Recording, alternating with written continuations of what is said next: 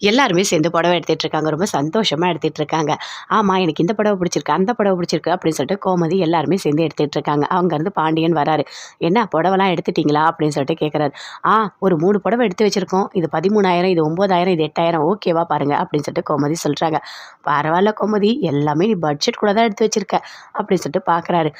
"இதில எந்த புடவை ஓகேன்னு சொல்லிட்டு நம்ம சரவணன் கிட்ட கேட்போம்" அப்படின்னு சொல்லிட்டு கேட்குறாங்க. அத கேட்டோனே பயங்கரமா சந்தோஷப்படுறாரு. "இந்த பச்சை கலர் புடவை நல்லா இருக்கு" அப்படின்னு சொல்றாரு. "இதுதான்டா எங்களுக்கு ரொம்ப புடிச்சது. நல்லா இருக்கா? ஓகேவா?" அப்படின்னு சொல்லிட்டு கேட்குறாங்க கோமதி. ஓகே, ஓகே" அப்படின்னு சொல்றாரு. "சரி எல்லாரும் புடவை எடுத்துக்கங்க. அவங்கவங்களுக்கு எல்லாருக்குமே எடுத்துக்கங்க" அப்படின்னு பாண்டியன் சொல்றாரு. "எவ்வளோ? எனக்கு ஒரு ரூ. 1000 ரூ. 1500 புடவை காட்டுங்க" அப்படின்னு சொல்லிட்டு மீனா சொல்றாங்க. "என்னப்பா ரூ. 1000 ரூ. 1500 சொல்ற? ஒரு ரூ. 5000 எடுப்பா" அப்படின்னு சொல்லிட்டு பாண்டியன் சொல்றாரு. "என்ன மாமா எல்லாருக்கும் சேர்த்தா?" அப்படின்னு சொல்லிட்டு மீனா கேட்குறாங்க. "இல்லப்பா இல்ல. ஒவ்வொருத்தரும் ரூ. 5000 எடுத்துக்கங்க" அப்படின்னு சொல்றாரு. "அப்படியா? சரி, சரி" அப்படின்னு சொல்லிட்டு நாங்கலாம் வந்து இங்க புடவை எடுத்துட்டு இருக்கோம். நீங்க போயிட்டு வேட்டி சட்டைலாம் எடுங்க அப்படின்னு சொல்லிட்டு கோமதி சொல்றாங்க. புடவையெல்லாம் பார்க்குறாங்க. பார்த்துட்டு இது நல்லாயிருக்கு, அது நல்லாயிருக்கு. இந்த புடவை நல்லாயிருக்கு. எனக்கு பிடிச்சிருக்கு. எடுத்துக்கவா? அப்படின்னு சொல்லிட்டு மீனா கேட்குறாங்க. நல்லாயிருக்கு மீனா. எவ்வளோ? ரூ. 3800. சரி, சரி நான் எடுத்துக்கிறேன் அப்படின்னு மீனா எடுத்துக்கிறாங்க. எனக்கு ரூ. 5100 புடவை வேணும் அப்படின்னு சொல்லிட்டு கோமதி கேட்குறாங்க. அது என்னத்த அது ரூ. 5500 அப்படின்னு சொல்லிட்டு மீனா கேட்குறாங்க. உங்களுக்குலாம் ரூ. 5000 நான் மாமியார் இல்ல. ஒரு ரூ. 100 எக்ஸ்ட்ரா இருந்தா தான் நல்லாயிருக்கும் அப்படின்னு சொல்றாங்க. சரி, சரி அப்படின்னு சொல்லிட்டு எல்லா புடவையும் பார்க்குறாங்க. ரேட் இது கம்மியா இருக்கு. இது ஓகே. இது ரூ. 5200. நல்லாயிருக்கு, நல்லாயிருக்கு. இந்த ப்ளூ கலர் நல்லாயிருக்கு. நான் எடுத்துக்கிறேன் அப்படின்னு சொல்லிட்டு அந்த புடவைய எடுத்துக்கிறாங்க. 2 பேருமே சிரிக்கிறாங்க. அப்படியே பார்க்குறாங்க. மீனா, ராஜி 2 பேருமே. ராஜியும் ஒரு புடவை எடுத்துக்கிறாங்க. எல்லாருமே சேர்ந்து புடவை எல்லாமே செலக்ட் பண்ணி எடுத்துக்கிட்டாங்க. பாண்டியன் போறாரு. போயிட்டு சரவணனுக்கு இது நல்லாயிருக்கும் அப்படின்னு சொல்லிட்டு அந்த பேண்ட், ஷர்ட் இதெல்லாம் எடுக்குறாங்க. எடுக்கும்போது அது பிடிக்கவே இல்ல சரவணனுக்கு. இது பிடிச்சிருக்குப்பான்னு சொல்றாரு. இல்ல, இல்ல இது நல்லாயிருக்கும் உனக்கு. இத எடுத்துக்கோ அப்படின்னு சொல்றாரு. அத பார்த்தோனே கதிர் சொல்றாரு. "அப்பா நீங்க போயிட்டு 3 பேருக்கு ஷர்ட் எடுங்க. நாங்க பார்த்துக்குறோம்" அப்படின்னு சொல்றாரு. "சரி, சரி" அப்படின்னு சொல்லிட்டு அங்கேருந்து போறாரு. "அண்ணே உனக்கு என்ன பிடிச்சிருக்கோ அத போய் மாத்திக்கோடா. வேற ஒண்ணு எடுத்துக்கோ போ" அப்படின்னு சொல்லிட்டு கதிர் சொல்றாரு.